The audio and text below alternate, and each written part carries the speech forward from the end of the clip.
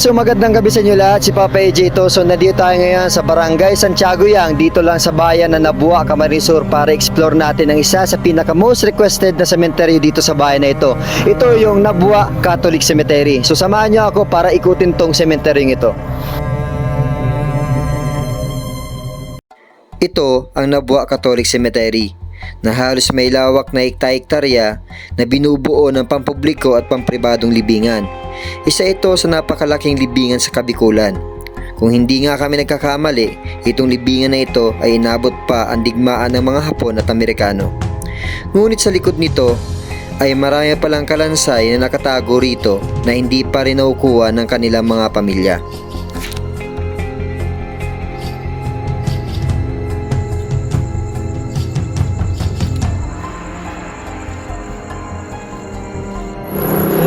Alright, so nandito nga kami sa loob ng Nabua Catholic Cemetery dito lang sa bayan na ito. So kasama ko ngayon si Sir Julian Pentecostes. Julian Pentecostes. Siya po ang sepulturero dito sa cemetery ito. So how many years ka na po nagbabantay dito sa cemetery ito? 8 taon pa lang ako. 8 taon pa lang. Oo. So kabisado mo na sir ang lugar na to, ano? Yung iba, Gaano sir kalaki ang cemetery ito? siguro mga itong sa public, mga 3 hektarya.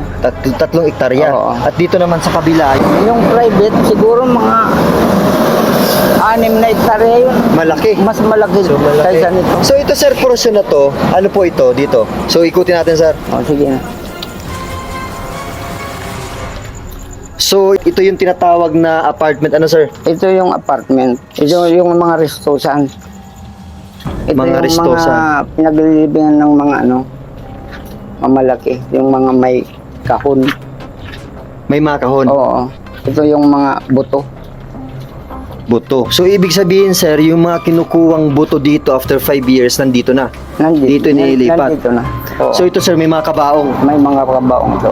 So magkabilaan. Estimate mo sir, mga ilan ang nakalibing dito? Ito nga. Oo, yung lithium, mga estimate mo sir, mga ilan to? Lampas to 100. Yung nandito lang. Dito lang. Ito naman sir sa kabila, itong mga ano lang. Ito, nasa lampas 400. 400. Ito lang. Iba yung nandoon. Iba din yun doon. O, iba yung nandoon sa kabila. So marami. Ito sir, bagong libing lang to, no? Bagong dito yun. So namatay siya ng June 29, 2023. So 2 months ago, pinanganak 1973. So kung makikita niyo yung bulaklak niya, halos na red, nabubulok na. So napakarami pala dito sir, no? Oo. Dito sir, walang bakante. Walang bakante dito. Puno. Puno. So ang pahaba sir na ganitong apartment, isang ano lang, isang pahaba lang siya hanggang doon sa dulo. Oo. O meron pa sa ibang... Mayroon pa dyan sa kabila. So ito, nakahiwalay na lapida. Saan ito Ay. galing dati sir? Dito yan sa restosan, kinuha na ng Ah, may-ari. Tapos, ilinagay na sa private. So died May- August may 12, law. 2012, Oo. almost 10 years na rin. So ito, walang lapida, sinulat na ano. Oo. So 1975, buhay.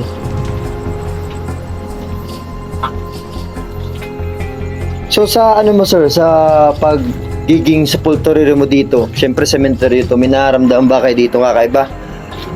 Wala naman akong naramdaman ditong magpaparamdam na nakakatakot. Wala naman. Wala. Ito sir, ba't parang meron tong ano, meron tong ganito? Parang nakahiwalay. Museum to. Parang private na to. Private na. Private na. Ito, Gaya oh. nito, private na rin. So halos ang nakalibing dito 2, 4, 6, 6 na Dito. 6 na litsyo, tapos meron pa dito sa gilid, Restosan. restosan. So ibig sabihin, pag after 5 years, pwede siyang ilipat dito. Oo. Dito sir pala, ito yung may mga ano na, may mga gate na no. May gate to. Dito, pwede ka nang matulog sa ano, pwede ka nang matulog sa second floor. Pag wala ka mapag-uwian, pwede ka dito Nandito matulog. yung At habang ini-edit ko ang video ito, bigla akong minarinig na hindi ko maintindihan. Bila siya. So napakalawak palang cemetery, ano sir? Hindi Malawak gaya to. doon sa tig-vlog namin sa Naga, yung Concepcion Pequeña Public Cemetery. Oo. So, medyo maliit lang yun. Tapos, yun nga, ang daan hindi na rin maayos. Hindi gaya nito, may division pa siya na pwede nyong daanan Ano? sa Sa private. kabila. Private. Ibig sabihin, sir, ang private dito, kabilaan. Sa may kaliwa, meron din. Dito sa kanan, meron din. Oo.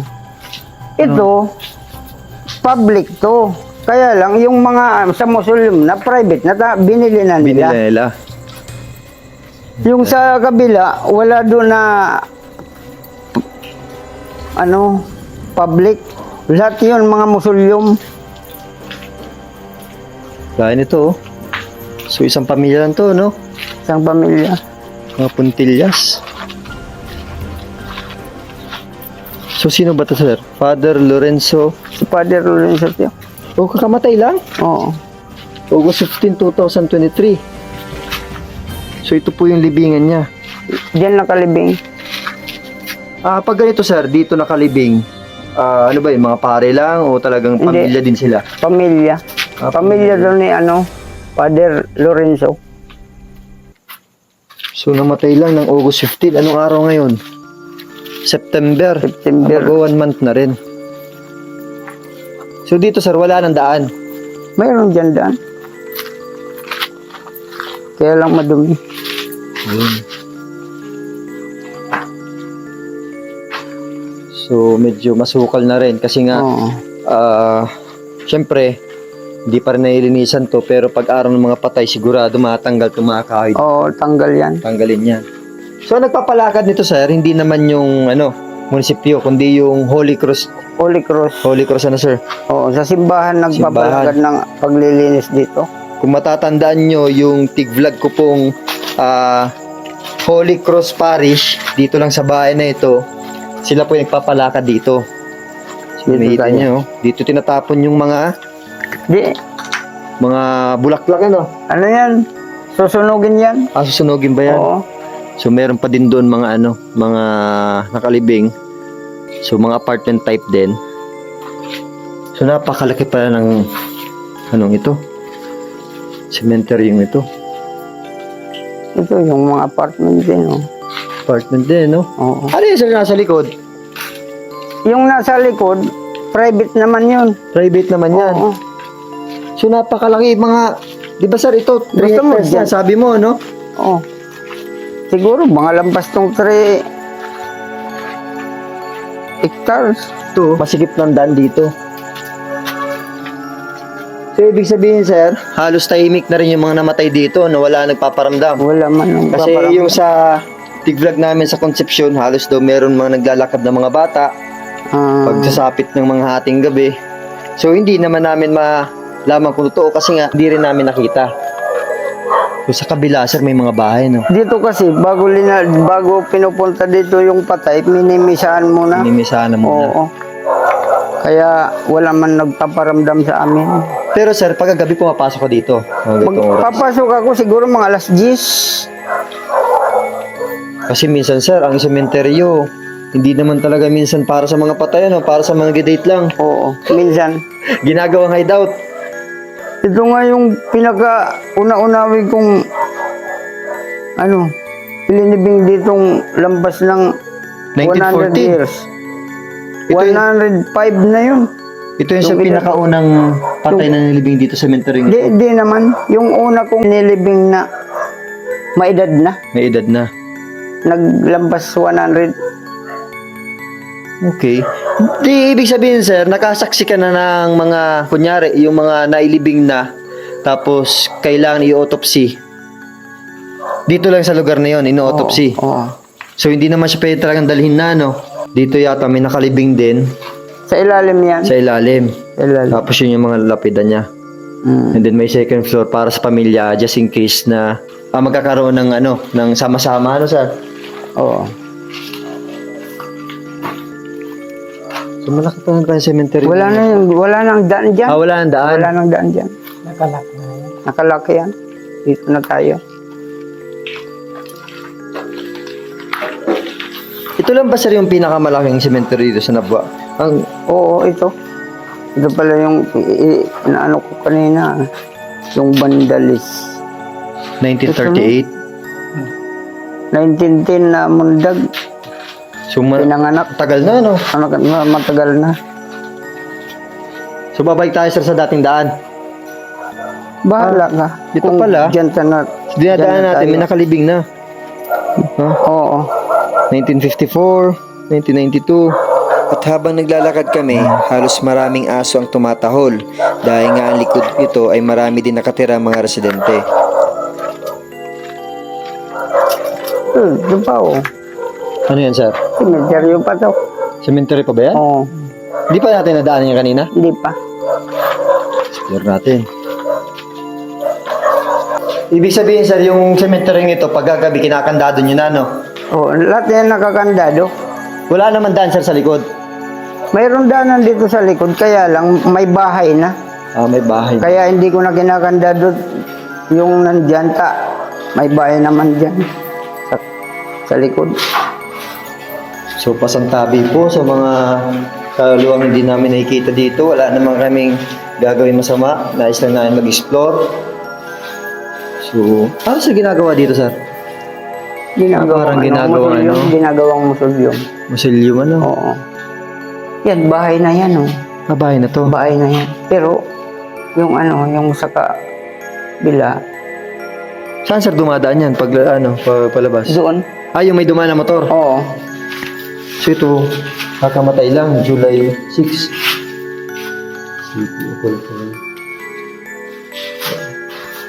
So, mabalik tayo din, sir, sa ino-autopsing mga bangkay. Kinukuha niyo pa ninyo yan? Yung pinag-autopsy. O, autopsy. Oo. Tapos, ikaw pa yung kumukuha yung mismong patay sa kabaong. O, hindi na May- nilalabas ba yan sa kabaong? Hindi na. Ilalabas yan namin. Pero, may kasama naman ako. Kasama ka naman. So, ano kaya, sir, mga itsura niya, ano? Minsan, titingnan niya yung kung anong kinamatay. Pero, sir, yung itsura ng mukha niya, kamusta, bloated na, yung parang hindi mo talaga makilala. Di na. Nakakatakot na. Buti nga, sir, nakakatulog ka pa, ano? Oo. Sanayan. Sanayan. Yun na ba yung sir chapel na dinaan natin kanina? Yan ang chapel. Ah, okay. So, iikot na tayo. Diretso na tayo dyan, no? Diretso tayo dyan. Kabila. Ito nga, parang parking space lang, oh. Oo. Pasok ko yung kotse dito.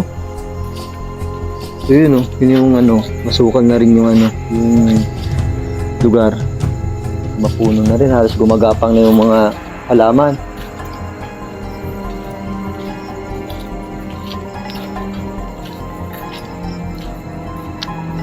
Dito sir, ang bahay mo, tabi lang, ano? Doon yung bahay namin. Sa kabila. Bila. Ah, dito pala. Ah, yung dinaanan natin kanina, ano? Doon tayo dumaan kanina. Pumunta. So, doon pupunta natin yung bodega. So, meron kasi ditong isang bodega na kung saan lahat ng mga tinanggal ng mga kalansay doon nila nililipat. So, kaya na-check na namin para makita namin almost 200 na bangkay ang nandun na, sir. Opo.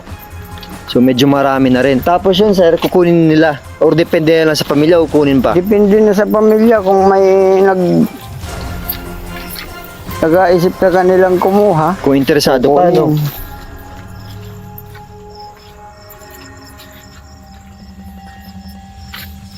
Ano yan, sir? Pag kinuha nila, may bayad pa yun, wala na.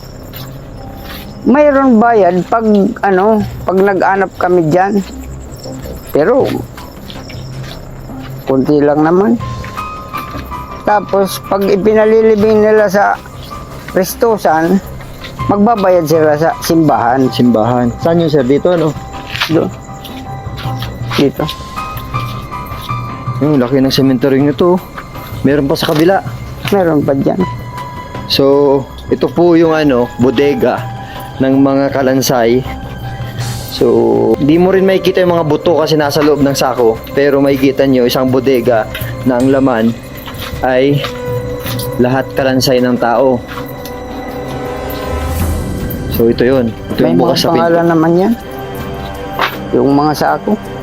Ayan. So, halos estimate mo sir, gaano kalaki itong loob nito? Siguro mga, Haba siya, no? yung aba niya, 4. Ay, siguro mga 5 yan 5, no? 5. Tapos yun, Yung laki, siguro mga 150 lang. 150. So, yun, ito po yung mga sako na kung saan ang laman po nito ay mga kalansay. So, gaya nito, nasa labas na. So, siya na po, pwedeng hawakan. So, ito, parte ng buto ng tao. So, halos ano na rin, talagang sira na din. Tapos ito, buto rin. Tuyong-tuyo na. Tuyong-tuyo na, no? Oo. So, ibig sabihin, sir, pag kinukuha mo yan, kinakamay mo siya. Hindi ko naman yung ginagamay. May ano ko, may pala, tapos ilalagay ko na sa sako. Bago ko yung ilinalagay, may pangalan na yung sako. May pangalan na. May Oo. pagkakataon ba, sir, na di ka nakakatulog dahil sa minsan kinukuha mo yung mga bangkay nila? Minsan, di ako makatulog, kaya kung minsan babalik ako dito, nakikiusap ako. Hiusap.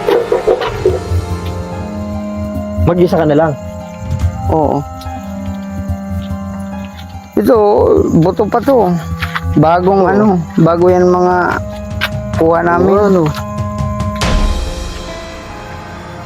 Bagong kuha lang, oh. Oo. Bagong bot-bot.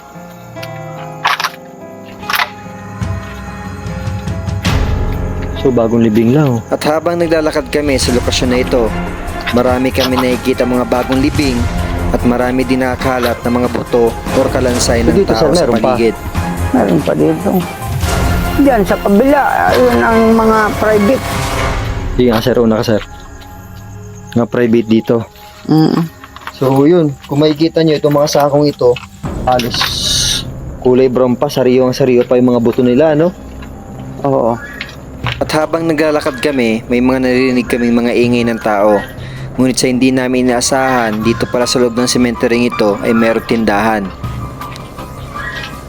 Ah, dito pala, sir, sa kabila bahay na. Hindi yan bahay. Cemetery yan, mga private yan. Ang lalaki ng Ba't may tao? ito kasi, tindahan sa kanto. Ah, tindahan yan. Tindahan. Ah, tindahan. Yung ibang lapid may mga mukha po. Ang makaano lang dito, sir, yung kumbaga hindi ka makatulog, yung mga kinukuhang mga bangkay na autopsy, no? Yung halos Oo. inuud na yung katawan. Oo. Tapos namamaho na, no? Ang baho. Mga 3 panyo yung ginagamit ko. 3 panyo para Oo, hindi lang para hindi ako mamoy. makaamoy. Pero sa 3 panyo mo yan, sigurado, sir, naamoy mo pa yan, no? Naamoy ko pa. Ano, sir, usually ginagawa sa pag-autopsy, binibiyak yung katawan, depende kung ano po na organo. Binibiyak yung katawan, tapos pinaglalaragali yung yung ulo. Bakit, sir, yung ulo? Kung anong ginamatay, Ah, okay. gusto nilang matingnan kung pinukpok.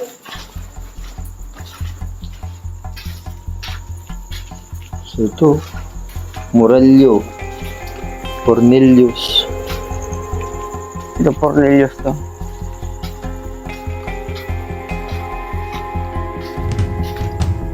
Dito, hindi ka malilito, no? Hindi. Doon sa Ito, palabas to sa mga private. O yun, mga private yan. private na to. Tapos likandado na, no? Sikandado. Sino sa naumuha ito? Ikaw ba din? Ako rin. Malawak yan Anda nito sa kabila. sa kabila. So, hindi na natin to ikutin kasi medyo malaki talaga ang cemetery ito. So, at least Dito na naikot lang na namin tayo. laki nito. Ang pinakamalaki dito yung yung si Dr. Obero. Nasaan yan, sir? Ito. Ah, ito. Oo. Kumusun na yan. Oh. Oo nga, no? Parang bahay.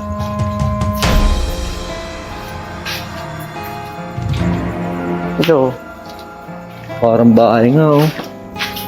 Ito yung kay Dr. Obero. Ano yan, sir? Lahat mga doktor yan or Siguro ang iba, mga lahat yung doktor. Yung papa niya, daddy niya, doktor din. Ganda ng pakano, no? Pagawa sa loob, oh.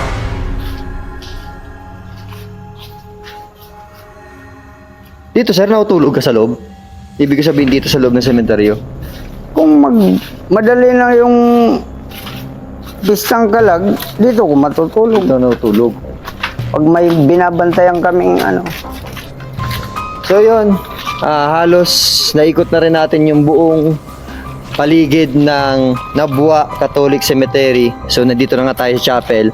So sa buong paglilibot ko dito, masabi ko napakalaki ang cemetery ito kaysa po doon sa mga tig-cover namin doon sa Naga.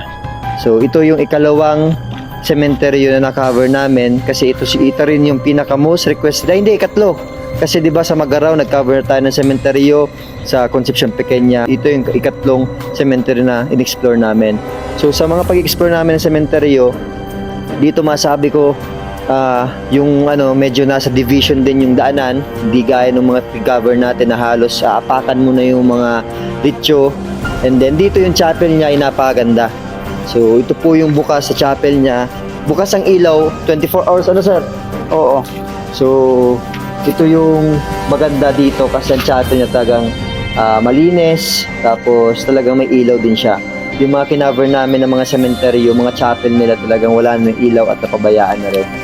So, ayun, so nagpapasalamat ko kay sir kasi sinamahan kami. And so siya po ang supporter dito for almost 8 years na rin dito sa cemetery ito. Sir, salamat sa oras ha. Salamat sa oras. Kasi isa din kasi ito pinaka-request sa mga follower namin na kung pwede ikutin daw namin tong cemetery ito. So ayun, tapos lang pag-ikot namin dito sa cemetery ito.